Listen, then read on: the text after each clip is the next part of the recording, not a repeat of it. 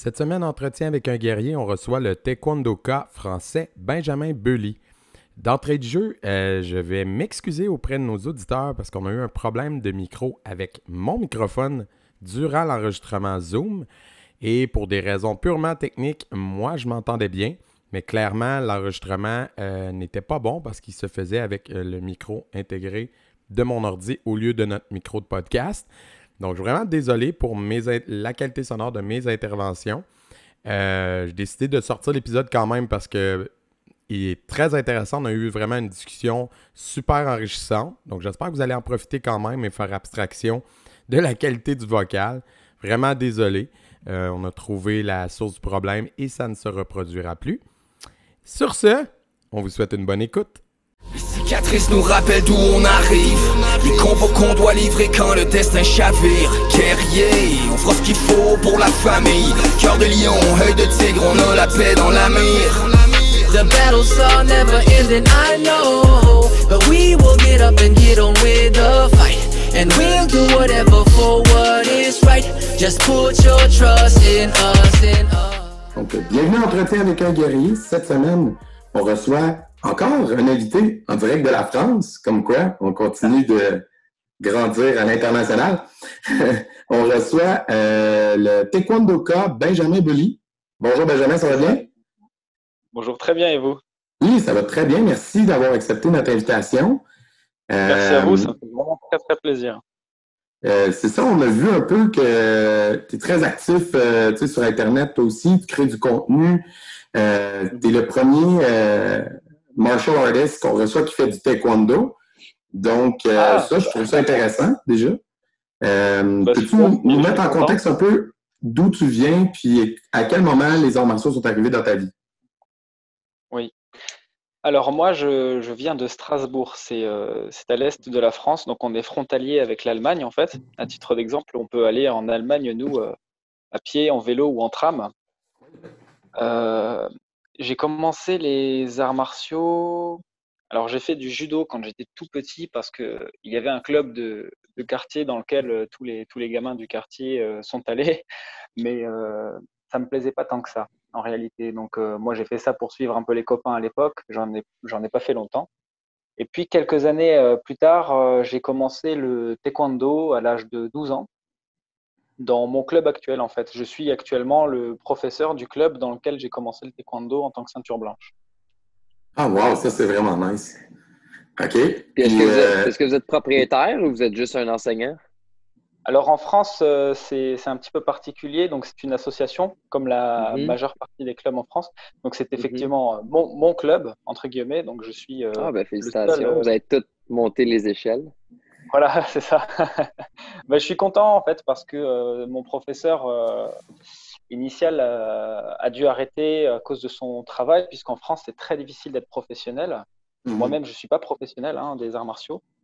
Et il a dû arrêter à cause d'un emploi du temps beaucoup trop chargé. Et puis voilà, il m'a laissé le club, tout simplement. Ceci dit, par contre, avec le côté créateur de contenu, il y a peut-être moyen d'en tirer éventuellement un revenu intéressant, surtout en France, parce que le marché est plus grand, il y a plus d'auditeurs potentiels. Donc, j'imagine que ça pourrait devenir quelque chose d'intéressant pour toi au fil du temps.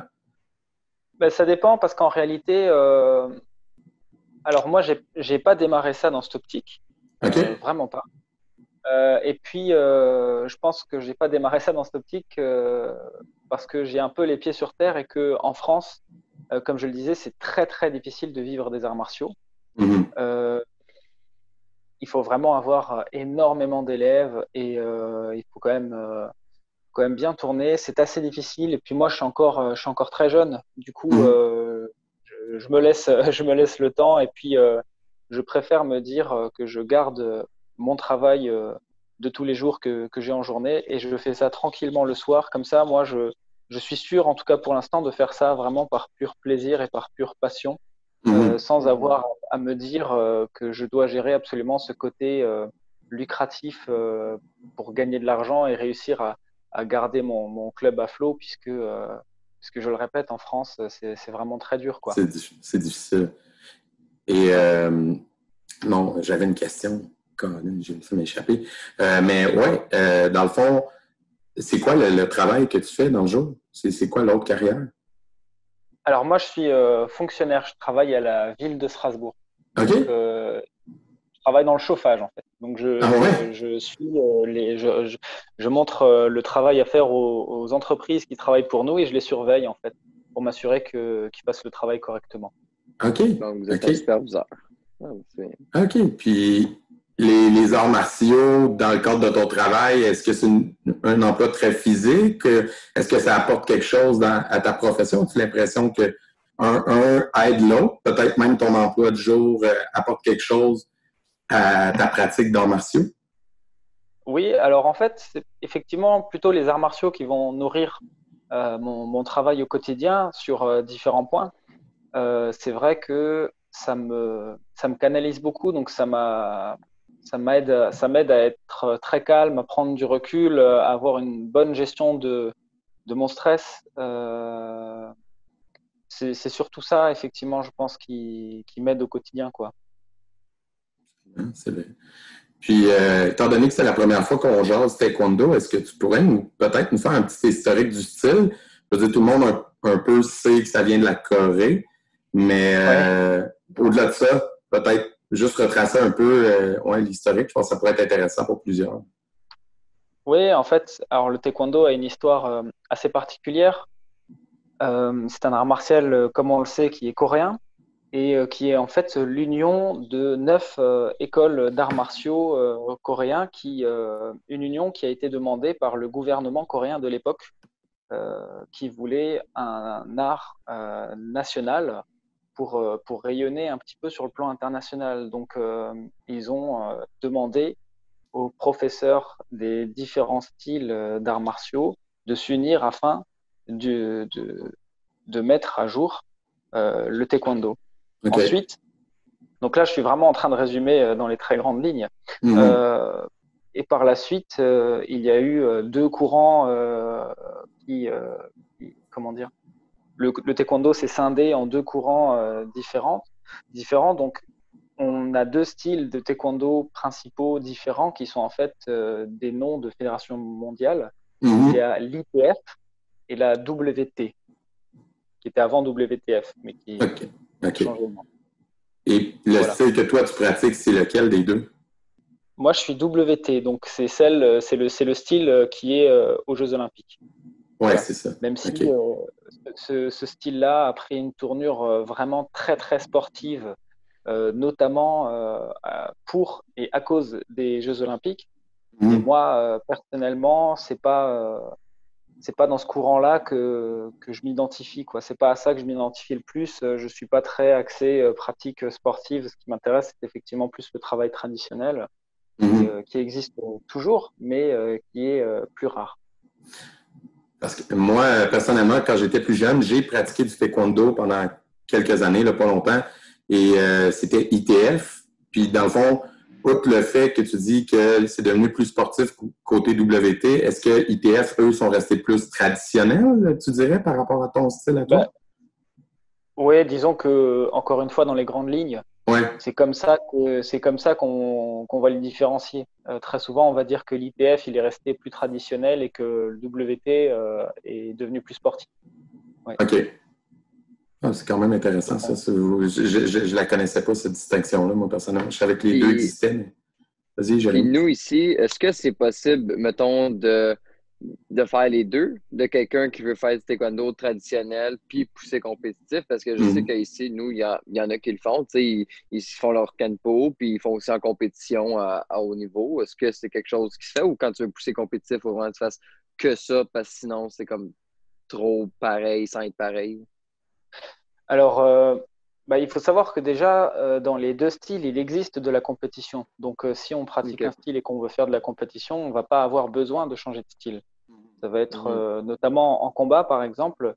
En combat WT, c'est ce qui est présent aux Jeux Olympiques. Donc, avec plastron et essentiellement des techniques de jambes, à savoir que les coups de poing sont autorisés uniquement dans le plastron, dans le torse, mais c'est très, très peu utilisé. Alors que les combats en ITF, ça va être avec des gants plutôt de type boxe et ça va être du pied-point un petit peu plus complet. Et ensuite, il y a les pumse, donc qui sont les katas. qui, dans les deux cas, encore une fois, ont des compétitions propres à chaque style. Ensuite, pratiquer les deux à la fois, je sais pas. Je sais que certains changent de style. Alors, c'est plutôt rare, mais à une époque, il faut savoir que initialement, tout le monde faisait du taekwondo ITF à l'époque. OK. La WTF est venue après l'ITF. Donc, Mhm. par exemple, en France, quand le taekwondo est arrivé ici, c'était de l'ITF. Et Mhm. puis, il y a eu cette fameuse scission et la WT est devenue la fédération entre guillemets officielle. Et à ce moment-là, beaucoup de gens à l'époque avaient commencé en tant qu'ITF et sont devenus WT.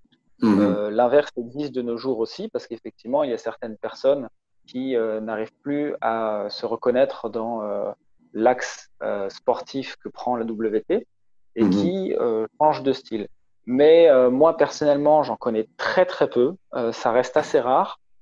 Et puis, moi, personnellement, je ne connais personne qui pratique les deux à la fois. Je pense que les personnes qui vont pratiquer un autre art martial, plutôt que de changer de style, ils vont faire une pratique martiale vraiment différente. Donc, faire soit du Hapkido, soit du judo ou du kendo, etc., quoi.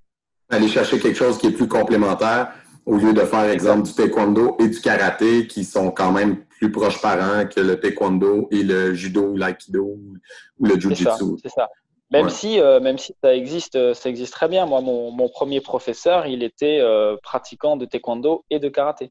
Les Mhm. deux se nourrissaient en fait, hein. C'est très similaire, mais il y a des exercices au karaté il y a un travail très accentué sur les hanches, par exemple, quand il y a du travail technique sur les katas, etc. Un travail très prononcé des hanches qui est beaucoup moins présent en taekwondo et qui l'ont beaucoup aidé dans sa pratique et dans son enseignement.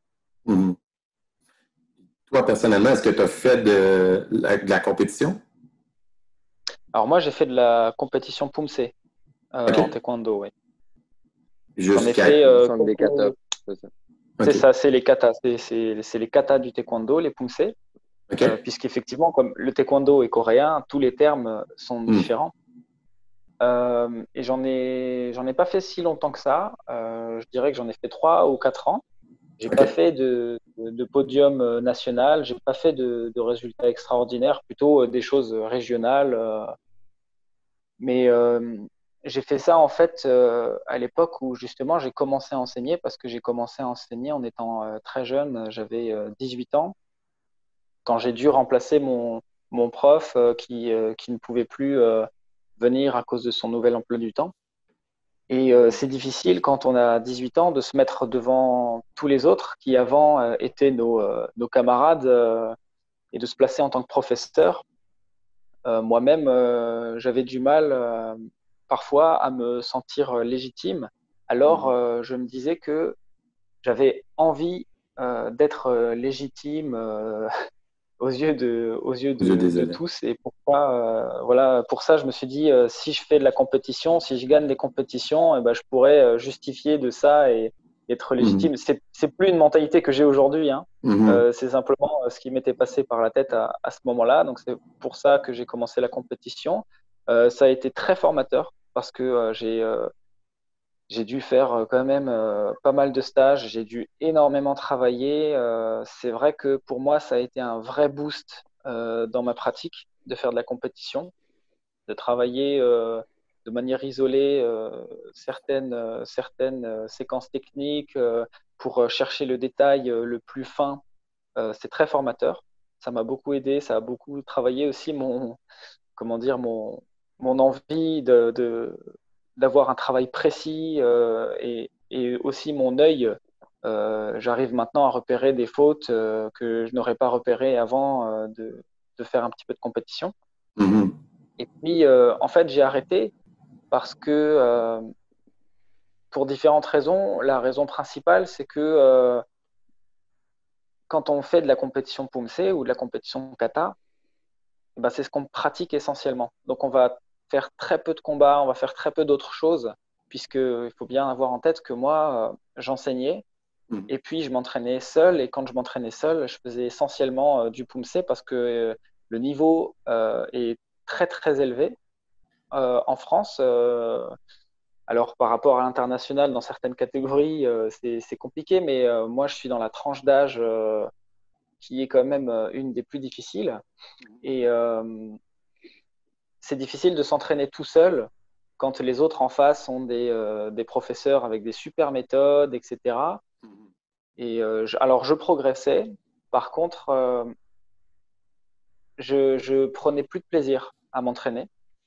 Et puis surtout, c'est pas mon tempérament. Moi, j'ai pas un tempérament de compétiteur. Je suis pas quelqu'un qui a besoin de gagner. Je suis pas quelqu'un qui a besoin de me sentir beaucoup plus fort que les autres ou de monter sur la première marche du podium constamment, même si j'aime le défi. Euh, rapidement, j'ai arrêté de m'identifier à ça. Et j'ai décidé d'arrêter la compétition parce que j'ai senti que au bout d'un moment, même si ça a été très formateur, même si ça a été une super expérience, ça commençait à devenir un poison dans ma pratique puisque je ne prenais plus de plaisir. Et quand on prend plus de plaisir à s'entraîner, ça devient dangereux. Et je pense qu'il est important de savoir orienter sa pratique différemment pour reprendre du plaisir sans arrêter. Absolument. Il y a quelque chose que tu as dit un peu plus tôt. J'avais envie de vous entendre, peut-être les deux, parce que tu as commencé à enseigner vers 18 ans, puis Jérémy, il disait rien pendant ce temps-là, mais il a commencé assez tôt lui aussi. Il y a un débat qui revient souvent sur Internet, dans tous les arts martiaux. Les créateurs de contenu jouent beaucoup là-dessus, là. L'espèce de débat de, est-ce que l'âge minimum pour être, ceinture noire, est-ce qu'il y a un âge minimum pour enseigner? Avez-vous l'impression que les années comptent plus que l'âge? C'est que l'expérience, que les années concrètes et le travail mis sont plus importantes que l'âge qu'on a au final, t'sais.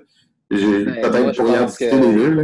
Jérémy? Moi, je pense qu'il faut que tu le plus tôt possible, le mieux c'est. Puis, tu sais, moi, j'ai ouvert mon école dans les eaux de 17-18 ans, mais tu sais, j'ai commencé à aider puis à enseigner. J'avais 12-13 ans, là, tu sais. Puis, by the time que j'ouvre mon dojo, j'avais déjà quelques championnats du monde dans le corps, avec un petit peu d'expérience pareil. Puis moi, contrairement à Benjamin, j'enseignais pas à des gens avec qui j'avais évolué. Tu sais, j'ouvrais mon dojo, c'était toutes des ceintures blanches. Ouais, fait que, tu sais, j'ai pas l'impression. Ouais, c'est ça, exact. Fait que ça, c'est plus facile à ce niveau-là. Oui. Mais est-ce qu'il y a un âge minimum ou maximum pour enseigner? Je pense pas. Je pense que ta clientèle va avec ton âge. Tu sais, j'avais 18 ans, j'avais aucun adulte dans ce temps-là. Mon cours d'adulte, je l'avais enlevé de mon horaire. Puis là, aujourd'hui, je suis plus vieux. Il est revenu tout seul. Les parents, maintenant, ils veulent embarquer. Puis, tu sais, je n'avais parlé avec plusieurs gens, aussi Rennes Chical, qui avait ouvert jeune, dans le début vingtaine, tu sais, puis même chose. Fait que, tu sais, je pense que non. Plus tu commences jeune, plus tu as d'expérience. Puis après ça, quand tu es rendu plus vieux, ben, tu fais juste un meilleur boulot, là, un meilleur rendement. Moi, je pense que. Alors, c'est intéressant. J'avais vu une vidéo il y a longtemps de Didier Bédard, je ne sais pas si vous le connaissez, qui est Non. Regardez ça. c'est un maître en Wing Chun en France. C'est une énorme référence qui disait que selon lui, l'enseignement, c'est quelque chose qui doit nous arriver. Ce n'est pas quelque chose que l'on choisit de démarrer. En tout cas, moi, personnellement, c'est comme ça que c'est arrivé. Ça m'est arrivé de devoir enseigner. C'est quelque chose qui m'est, entre guillemets, un petit peu tombé dessus. En fait, moi aussi, j'aidais effectivement aux cours enfants. Je venais plus tôt pour tenir les cibles, pour aider à corriger, pour prendre un groupe à part, etc. Et puis, progressivement, c'est comme ça que ça s'est fait. Il faut que tu aies la passion, là, tu sais. Oui, c'est ça. Il faut avoir envie. Donc, en fait, je pense que moi, je ne me base pas sur un âge. Au contraire, je pense que c'est bien de démarrer l'enseignement assez tôt, puisque je l'ai dit il y a peu de temps dans un post que j'ai fait. On m'a dit un jour une phrase qui est très vraie pour moi. Enseigner, c'est apprendre une seconde fois.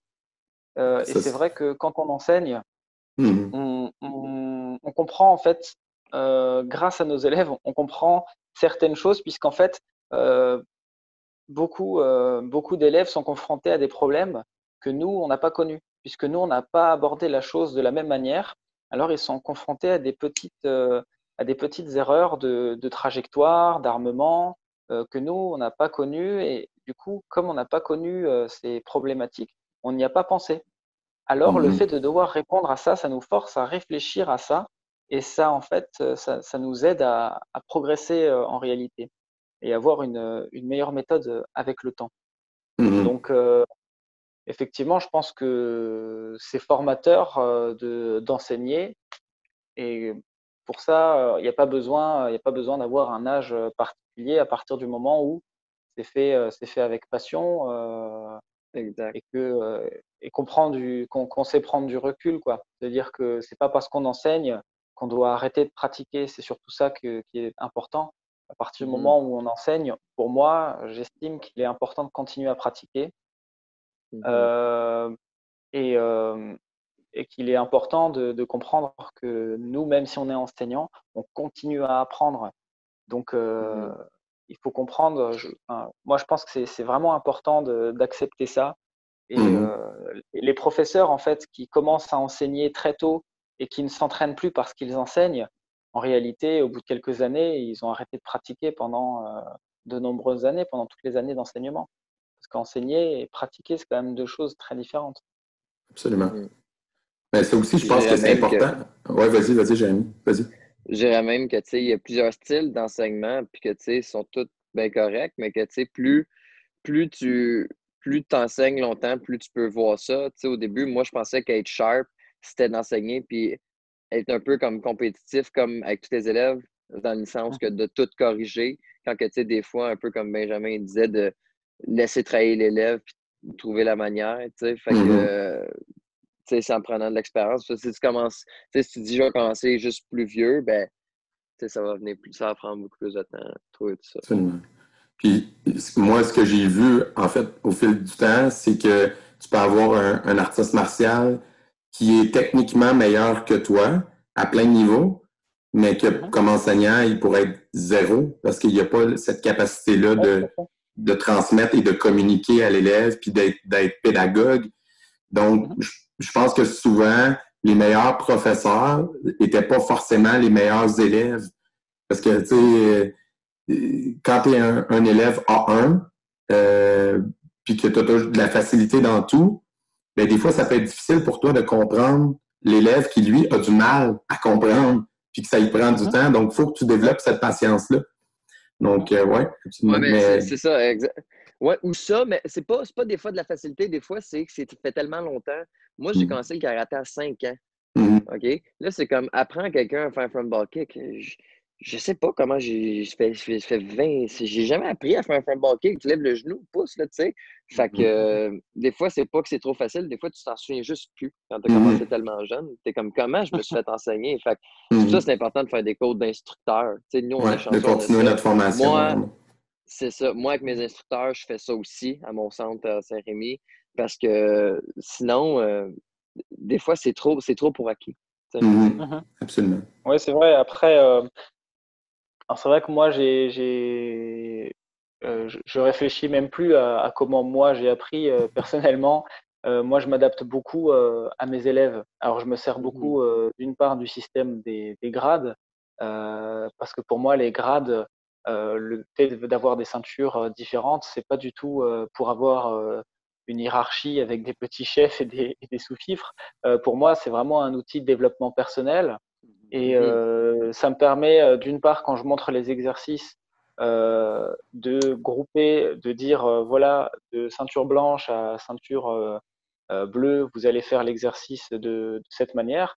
De ceinture bleue à rouge, vous allez faire l'exercice de cette manière. Ceinture rouge et ceinture noire, vous allez le faire de cette manière. Donc, ça me permet d'avoir des paliers de difficulté différents, alors que tout le monde s'entraîne au même moment, d'une part. Et puis, d'autre part, ça me permet aussi de responsabiliser les gens et ça m'aide notamment chez les enfants où, quand ils ont un grade, ils sont garants enfin, comment dire, ils ont une responsabilité quand ils obtiennent un grade. Donc, ils doivent ils doivent avoir un esprit qui est en cohérence avec leur grade. Pour moi, ça, c'est important. Et qu'est-ce que je voulais dire? J'aime comment tu apportes que c'est pas être en haut des gens, c'est que toi, tu te développes. Tu sais, c'est ça, les ceintures, je pense que le monde, souvent, ne comprennent pas, ou des fois, Mhm. rendu plus loin dans le cheminement, il y a des gens, ils ne se développent pas au même niveau ou à la même vitesse, tu sais, parce que peu importe Tout à fait. la raison. Puis là, le monde ne sont pas contents, mais c'est tellement pas ça, là, tu sais, c'est pour vous. Mhm. Tu sais, c'est pour eux. C'est toi, si t'es pas rendu là, te donner une autre ceinture ou ça t'aide pas, là, faire ça, là, tu sais. Ouais, tout à fait. Pour moi, le fait d'être, en fait, j'en parlais il y a peu de temps. Le fait d'être, le premier jour où j'étais ceinture noire, le fait d'être tout devant au moment du salut, euh, pour moi, c'était une grosse responsabilité.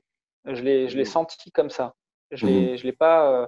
Bien sûr, j'étais fier et j'étais content, mais j'ai surtout eu une sorte de stress en me disant bon, maintenant, t'es ceinture noire et maintenant, tous les gens qui sont derrière, en fait, ils te regardent. Ils te regardent s'ils ont un doute sur la technique à faire, sur la manière de faire la technique, puisque toi, tu dois savoir et tu dois être l'exemple. Mhm. Et voilà, j'ai gardé un petit peu cette image et cette mentalité. Puis c'est ça, moi, que j'essaye d'enseigner, quoi. Mais c'est pour ça que c'est important, même en tant que professeur, de continuer la formation. Mhm. Oui, tout à fait. Ah, c'est Parce que crucial, ça. sinon, Sinon, nous-mêmes, on faire le. arrête d'évoluer. Sinon, on arrête d'évoluer. Un jour, on atteint un niveau où l'élève n'a plus rien à apprendre de nous. Oui, Donc, exactement. c'est ça qui va Ça arriver. assez vite. Absolument. Non, c'est ça. Non, non, mais vraiment, c'est super important. Et sinon, dans ta pratique, tu sais, dans ce que je vois du contenu que tu faisais sur Internet, tu t'ouvres aux autres sites, tu creuses un peu, tu essaies de te nourrir un peu de ce qui se Mhm, passe ailleurs. mhm. Comment, vers où tu vas, c'est quoi disons, les autres domaines qui t'intéressent, si on peut dire ça comme ça? En fait, effectivement, je pense que c'est très important d'être ouvert d'esprit. Mhm. Euh, je pense que il faut réaliser qu'il n'y a rien de supérieur au reste. Il faut, je pense, réaliser qu'il n'y a pas une discipline supérieure à toutes les autres. Il n'y a pas un sport de combat supérieur à tous les autres. Euh, et que on peut chercher des choses complètement différentes dans les disciplines. Parce que Mhm. les personnes qui ne pratiquent pas vont dire mais si, je sais pas, le Krav Maga, ça va être beaucoup plus efficace que le Tai Chi. Ouais, en autodéfense, disons.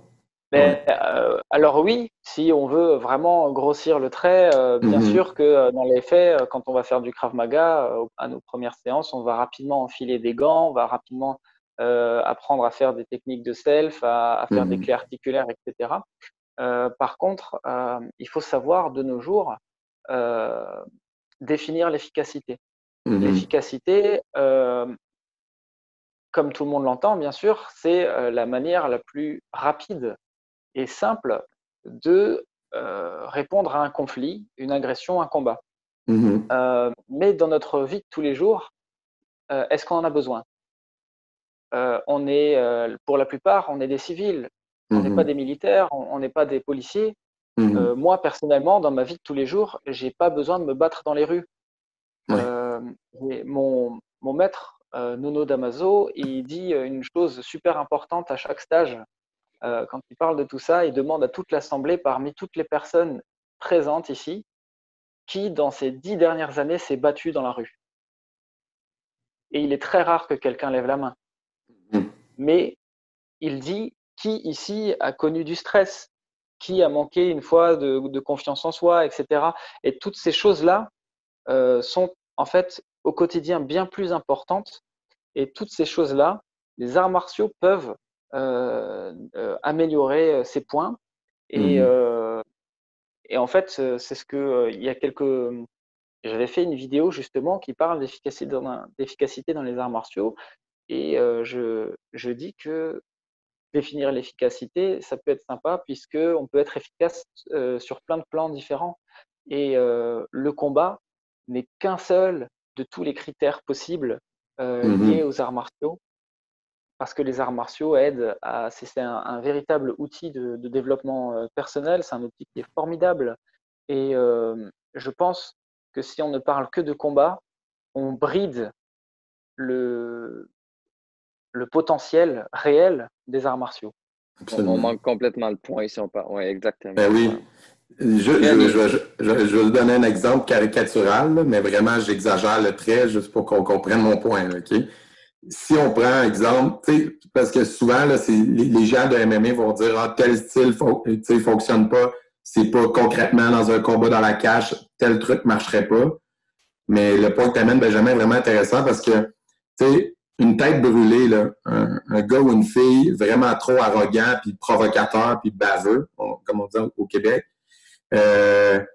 peut provoquer une bagarre parce que son tempérament est de nature belliqueuse.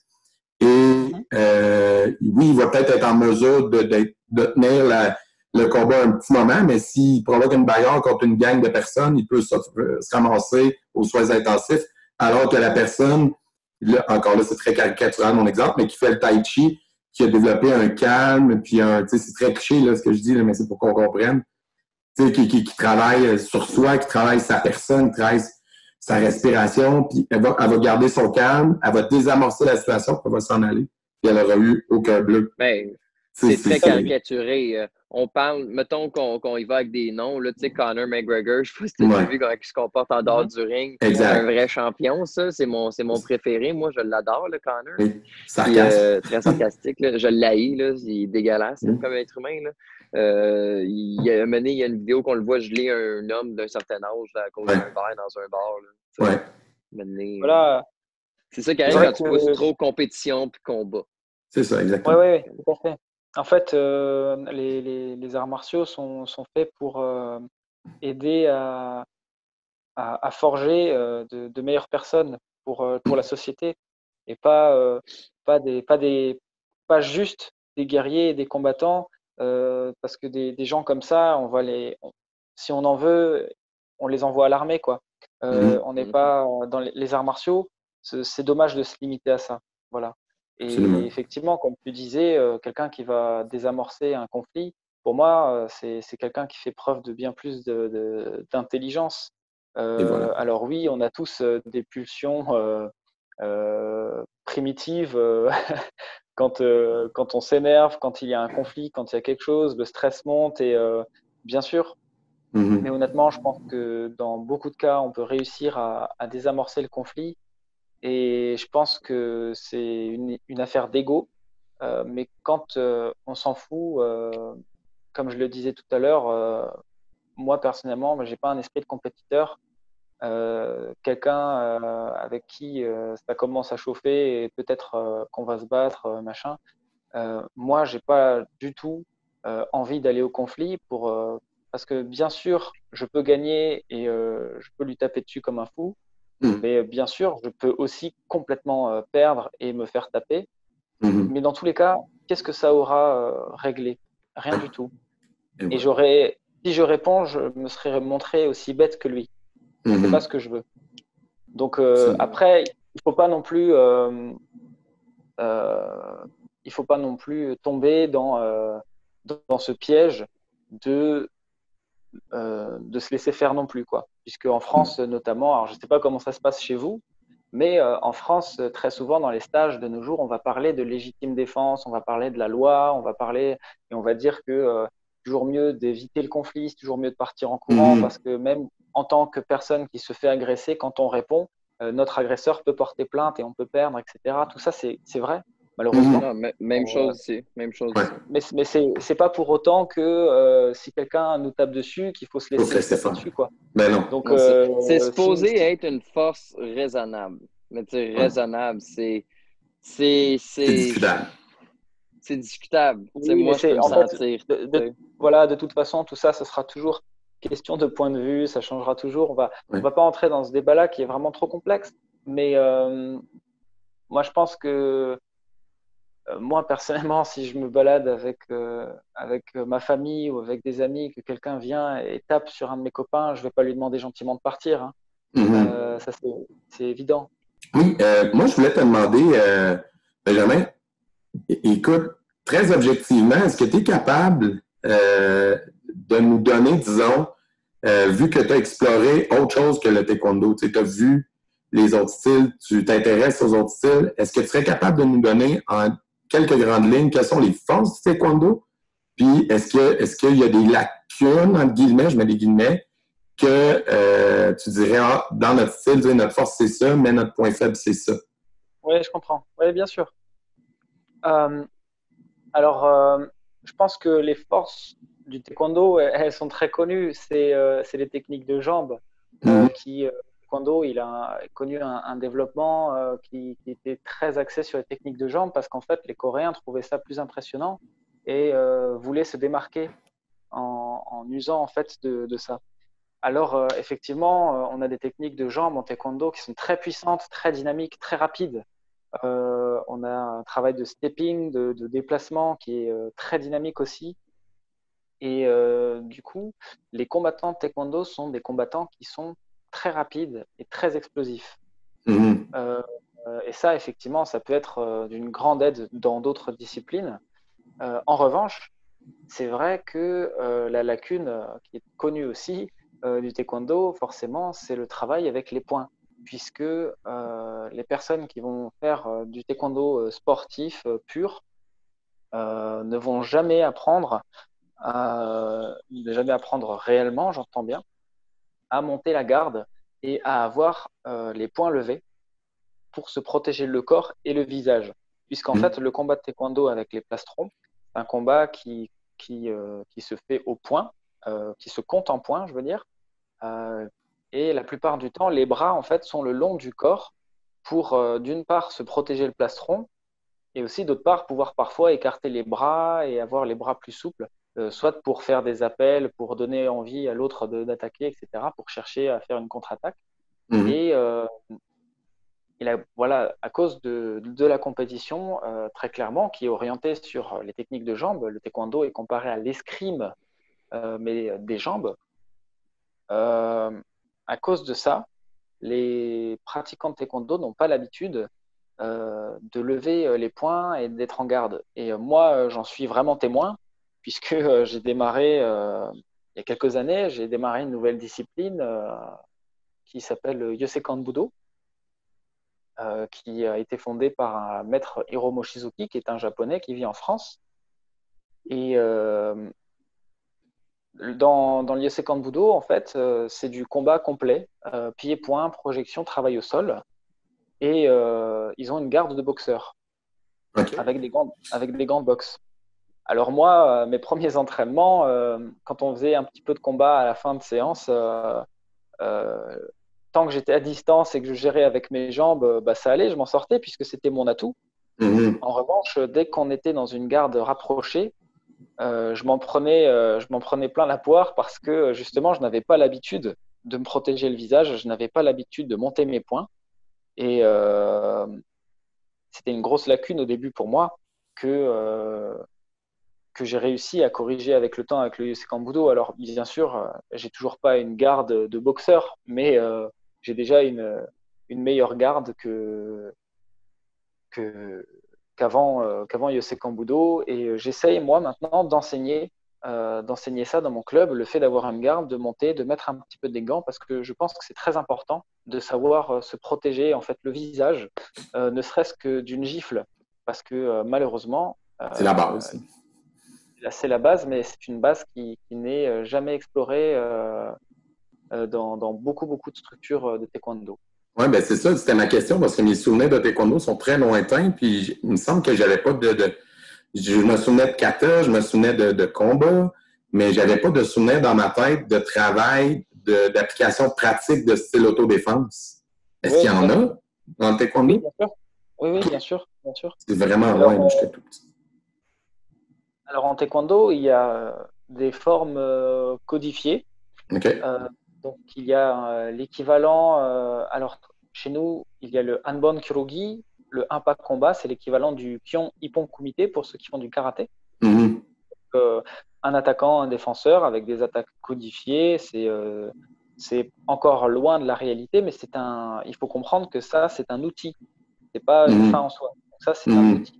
pédagogique qui nous permet de savoir nous situer dans le temps et l'espace, de savoir, tiens, je me trouve, après avoir bloqué la technique, je suis dans son dos, comment est-ce que je peux utiliser? Je suis proche, je vais utiliser mon coude, je suis loin, je vais faire un coup de poing ou un coup de pied, etc.